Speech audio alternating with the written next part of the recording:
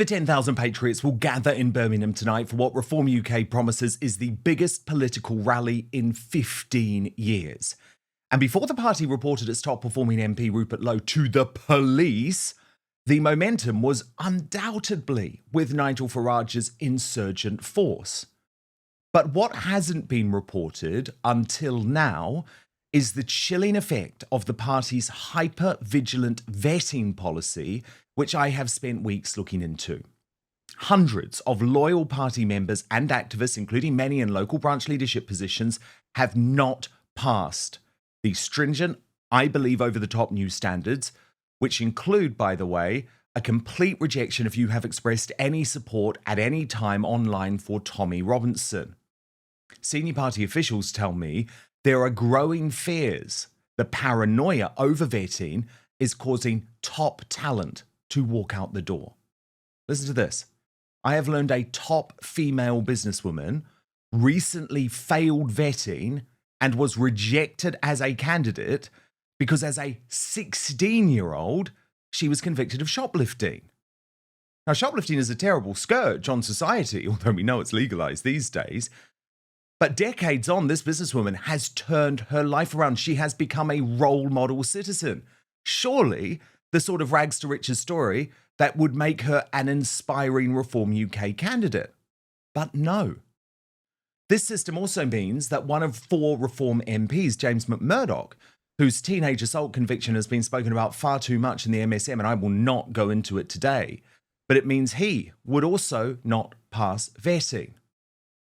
My reporting has also revealed that Ant Middleton, the SAS hero and TV star who has been very publicly positioning himself to run against Sadiq Khan on a Reform UK ticket for the next London mayoral election, will also not pass vetting. Meanwhile, the brutal cancellation of Rupert Lowe has had a significant impact on recruitment, not only of members, which has stalled, but high-profile Tory defections too.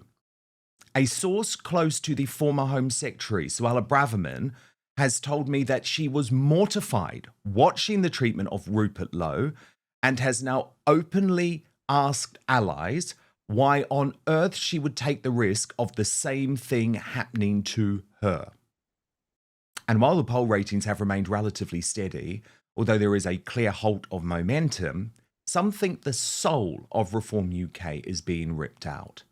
Take this from Carl Benjamin of Lotus Eaters, who wrote, "Reform members keep messaging me to inform me that the internal state of the party is a shambles."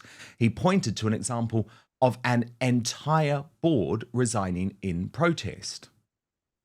But I want to be fair, and even though it doesn't please either side, I have been presenting both sides of this argument. But what I will not do, and let me just be very clear about this, I will not do what GB News has done and simply fold from pressure from Reform UK and Nigel Farage and say, we're not going to cover this at all. We're not going to interview Rupert Lowe. We're just going to pretend he doesn't exist. I will not do that. What I will do is present both sides of the arguments because I am an independent journalist. So we've got this from Reform activist Jack Eccles, who says, Nigel Farage says in Doncaster, no one has heard of Rupert Lowe. There is a strong case to be made that outside of Twitter, Rupert Lowe is completely irrelevant. His supporters seem to be fading away day by day. Contrast that with YouTuber and Tommy Robinson supporter Paul Thorpe, who wrote, it's very clear there is a big divide between Reform voters and supporters. There are those who want real reform, and there are those hoping for reform. Either way, we are on the same side. We just see the route to victory differently. Everyone is entitled to their beliefs and opinions. Mine is that Nigel Farage will not deliver the true reform we want or need. Now, Nigel's cosy gin and tonic lunch yesterday with Westminster journalists, while he continues to ignore independent journalists, hasn't exactly helped, as he said he admires Keir Starmer and that the Prime Minister is a perfectly decent human being. Now, I have to admit I struggle to see how you can ignore someone waging class warfare on the country, gaslighting us about the real reasons behind the destruction of the economy, throwing open the borders, tanking the economy, waging two-tier justice and consistently lying to us about important national issues like the Southport massacre. I struggle to see how you can ignore that. I also struggle to see how you can ignore locking up grandmothers for over 2 years for Facebook posts. There is nothing perfectly decent about that to me. Indeed, it's the definition of evil. Describing the Tories as boring old bastards, though, well, that's a lot better, isn't it? That's the Nigel we know and love. But as Farage gathers in Birmingham tonight, it really is worth remembering the dire state of our country. Take gunshots outside a local Birmingham school this week. We're fighting, shooting. Oh, there's Ayan. There's Ayan. Oh my gosh. Bro, he needs to Fighting. go home. They're gone. Oh my god. This is the new normal in broken Britain. But we cannot sit by and just accept it. Now, Connor Tomlinson is here.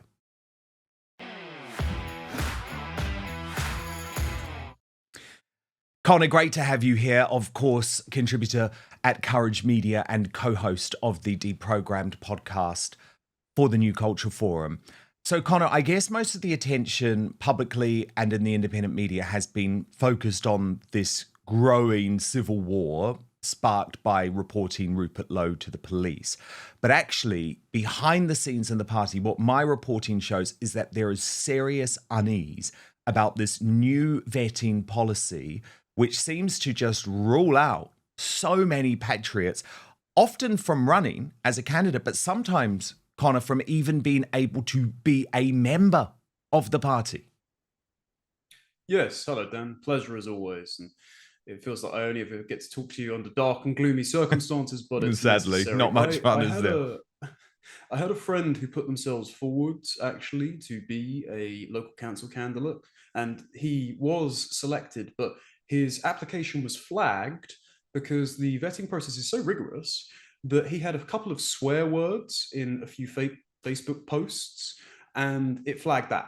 And if it weren't for him raising this with someone at Reform HQ, he might have also fallen afoul of the vetting process. So I think it's especially and unduly stringent, and I think it speaks to a anxiety that the party has born out of the fact that they were rubbished in the media unfairly in the lead up to the general election for a few candidates that the likes of Hope Not Hate objected to. Now, Hope Not Hate are an open borders communist organization who have hired former Nazis, now members of the Communist Party, who have praised Stalin's murderous Red Army. So taking their view on what is and isn't extreme is unwise.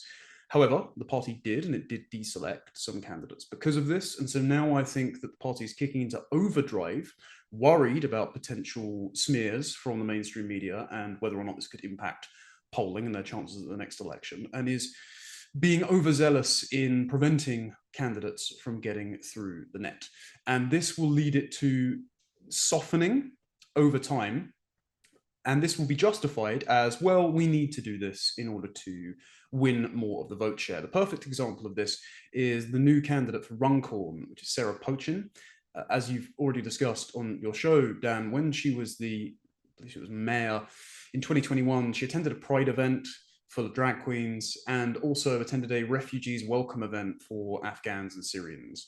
And Gawain Towler, who I like very much, you know, we've both met him. He's a hilarious chap. But Gawain Towler wrote in The Critic this week saying that anyone who objects to this is a right-wing Corbynista. And his defences were as follows. First of all, she was only there in a ceremonial capacity, so she didn't really believe in it anyway. And then second of all, well, wouldn't your heart melt too if you heard the stories of all of these Syrians and Afghans who fled the Taliban or Assad's regime and needed to seek refuge in Britain, never mind the fact that they are overrepresented in sex crime, that they are the demographics least likely to work and most likely to claim benefits when they're here. And lots of them are not temporary stays because they can claim indefinite leave to remain. And be tax dependents forever in Britain after 5 years. And then the final justification was, well, we need to professionalize and soften our image so that we can carry that Ming vase across the finish line. So the justifications are, if you're keeping score, it's not happening. Well, it's only happening a little bit. Well, it is happening, and it's a good thing. And so with the vetting, with the softening of candidates, with the admission of Lib Dem and Tory defectors and even Bangladeshi nationalists as councillors, I would suggest that the Ming vase strategy will only work for reform so long as the people carrying the vase don't want to drop it when you've crossed the finish line. And that's my main fear, that reform will win, but then by the time they have won, they are not packed out with true believers that want to execute on the policies that they at least ostensibly stand for in the public mind. But first, you know I never recommend anything unless I truly believe in it. And today I've got something absolutely game-changing for you.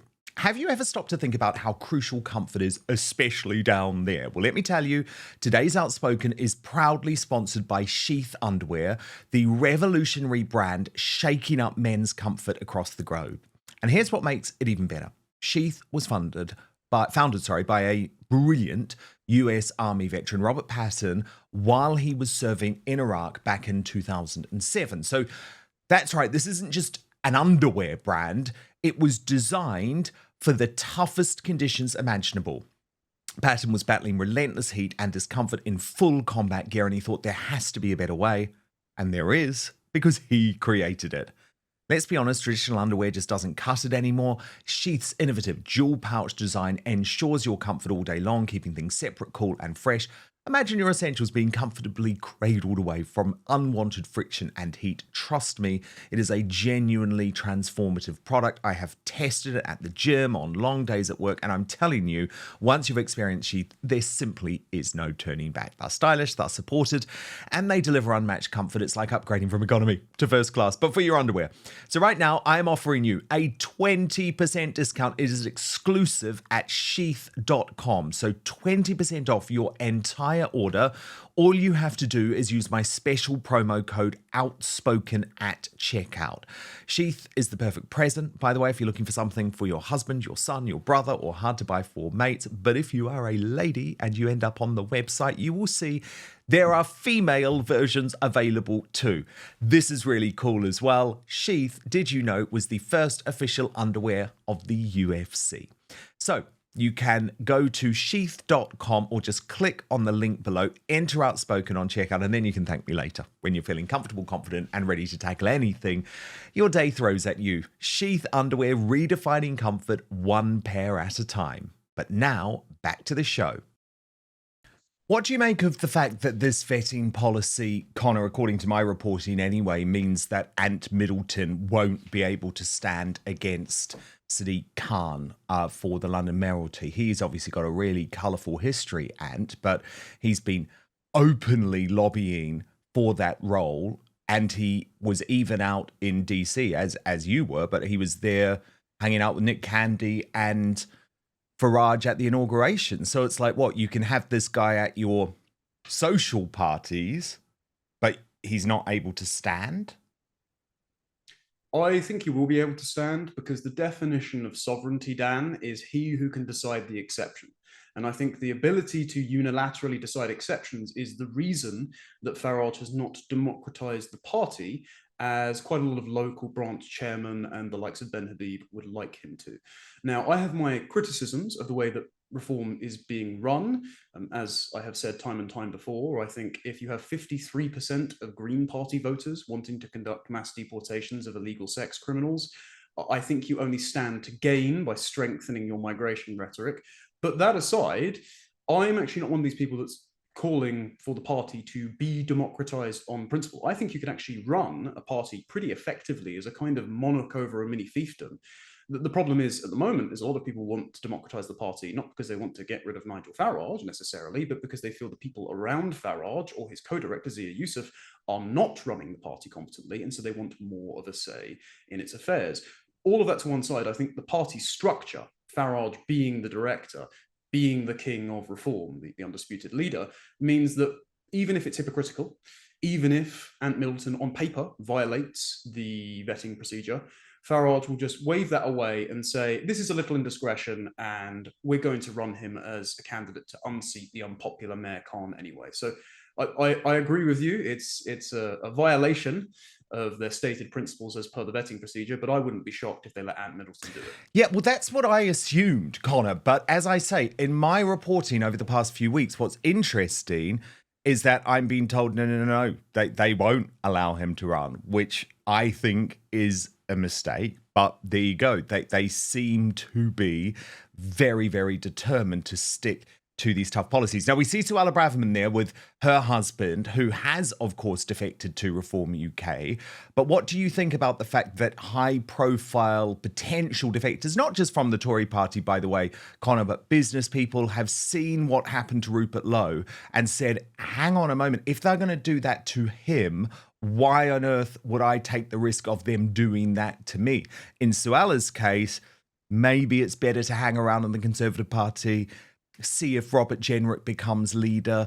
And that's, I think, a real folly for Reform UK. And it's why, actually, the moment I saw they'd reported Rupert Lowe to the police, I was like, no, what are you doing? Yeah, I think we've shared a perspective on this, Dan, all along, which is not that we are Reform sycophants who want the party to succeed no matter what, and not that we are necessarily solely loyal to Rupert Lowe, even though we like some of the things that he's done in Parliament and we believe he's a principled man.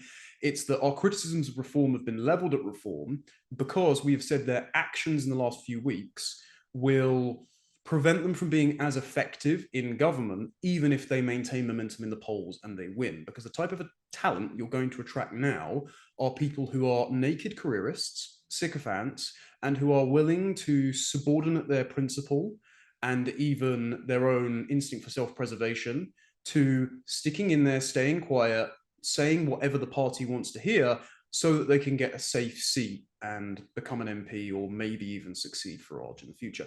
And that means you're not going to get the high quality, high caliber candidates and individuals to execute on the mandate that Reform might be afforded in 2029. This is what Trump learned, right?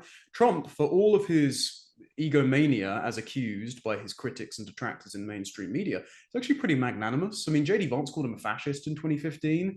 Tulsi Gabbard, Vivek Ramaswamy, and RFK Jr. all ran against him in the presidential primaries, and yet he allowed them into his all-star coalition. He forgave their transgressions, he shook their hand on stage, and has now given them high prominent appointments or the ability to run for Ohio governor. In Vivek's case, and it's because he's recognized that the country requires high-profile talent, even if he doesn't get along with them perfectly. And what Reform has now done is shown, unfortunately, that if someone in the party who is high up does not get along with you personally, it doesn't matter how talented you are for the chop.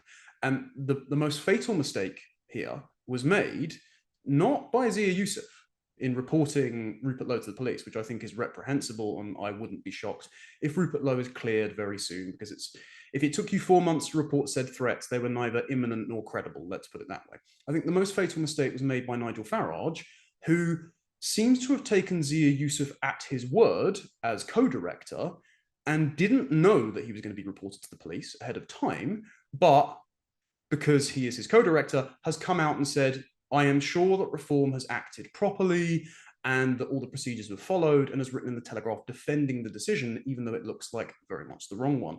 Because now Farage has not only made it impossible to repair broken bridges with Rupert Lowe, but he's also made it so that if someone goes rogue and reports someone else to the police or tries to rubbish their career within Reform, the likelihood that Farage is going to side with them over their spurious accuser is low, and so you're only going to attract the most servile, opportunistic type of talent. Thank you so much for watching Dan Wootton Outspoken. Please click on my face just to the bottom left to subscribe to this brand new independent news source and turn on the notification bell so you'll be alerted to our brand new live shows, uncancelled interviews, and special royal episodes. Outspoken is also now available as a podcast, so you can listen to the show every weekday on the go, wherever you are.